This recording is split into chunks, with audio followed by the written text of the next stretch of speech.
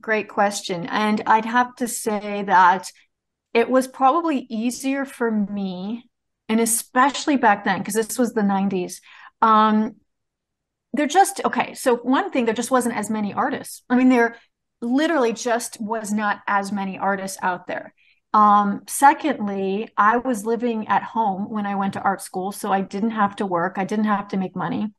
And then I started dating an artist who was already making a living, but it's not easy. It's not like it was just a Cinderella story. So when Scott and I moved in with each other, so right after school, we just lived in an incredibly cheap apartment. We just, and every month was just making enough money to make that month's rent.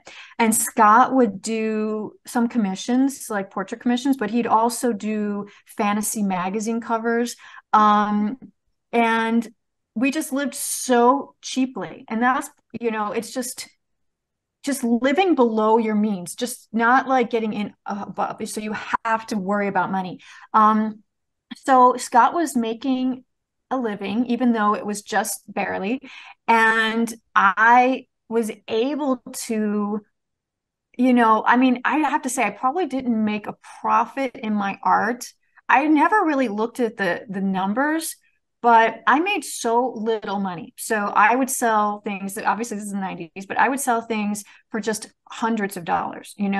I would sell things, I would price things to sell. I mean, I literally maybe no frame, but I had an in because there were a couple galleries that Scott was in, and Scott got to be in galleries because he was being mentored by Richard Schmid. So there was a little bit of a hand holding, like, following a mentor is probably one of the easiest ways to get in this career, because they can kind of lead the way a little bit. So Scott followed Richard, and then when I got with Scott, even though my prices were literally just like $150 or $300,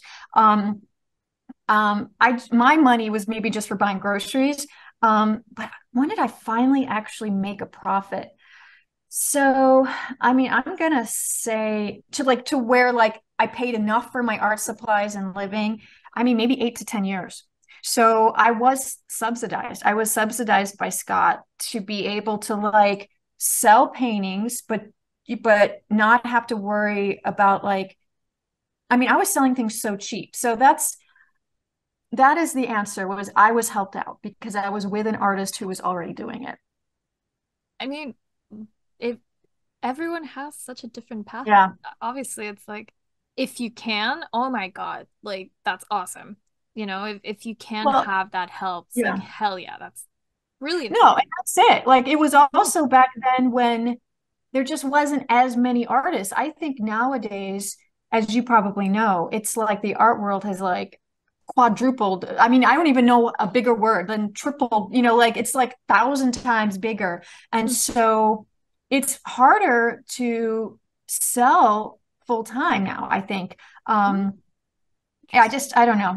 I mean, back then too, like we were not in control of our own promotion. Like you were just hoping and praying to get a magazine article. There wasn't websites when we first started.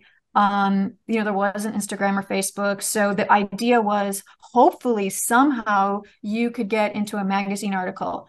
But now the fact that people have control over their own ability to get their paintings out, it's like an equalizer. So somebody who's starting out but is good can, like, I know lots of people who have just put their work out and people do see it, like galleries do see it. So their careers can like skyrocket if the right gallery sees their work. But they also have to be proactive about like putting their work out and like working hard and going and painting with people who are better than them. So that would be the biggest thing, is like seek out people who are better than you to paint with. Like don't be the big fish in the little pond.